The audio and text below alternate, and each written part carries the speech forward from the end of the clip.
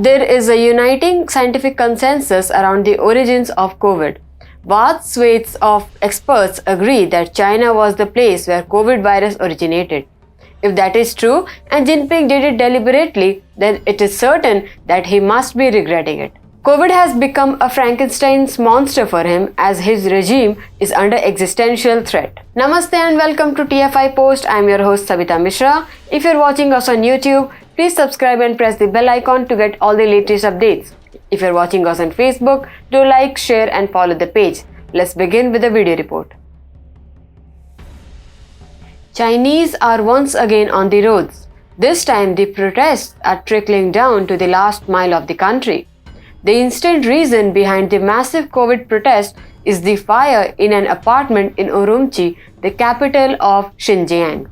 Despite the apartment catching fire, people were restricted from accessing public places to save their lives. Apparently, Jinping's police prefer people to die from fire over COVID deaths. She has used COVID as a tool to check people's tolerance. People are locked inside their homes under his zero COVID policy. CCP has taken absolute control over production and distribution. Many emergency services are getting delayed due to his government control.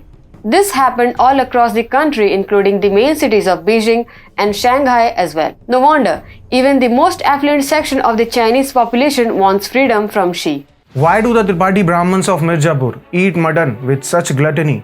Was Ramadhir Singh really a crook? There are many such questions, but answer will be found only in one place, TFI Entertainment channel. Click here to subscribe.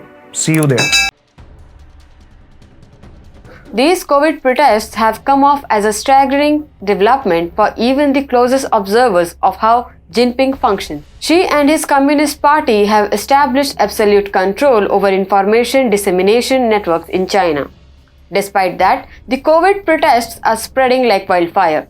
Moreover, they are not asking for relief from harsh and authoritarian COVID policies. Instead, Jinping stepped down is the common theme combining this long march.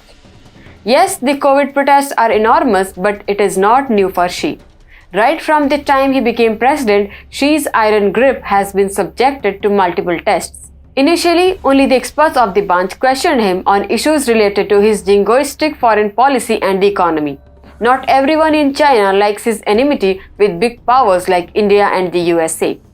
COVID and related lockdowns have only worsened the scenario. Initially, it was only his lockdown policies that were unpopular, but later, his economic policies also came under the radar. His crackdowns on wealth creators like Jack Ma and many others bereft lots of Chinese banks of money. So much so that people were down on roads and Xi had to deploy the military to curtail them. There were rumors of a coup just before the elections, which indicated that the man is unpopular among the masses as well as experienced and more sensible brass of CCP. The voices of dissent are real. They are also unique when we gauge their frequency. When Mao came to power, the Chinese wanted something better than the atrocious Japanese. Mao did not disappoint as he kept them under illusion by propagating rhetoric like the Great Leap and Cultural Revolution.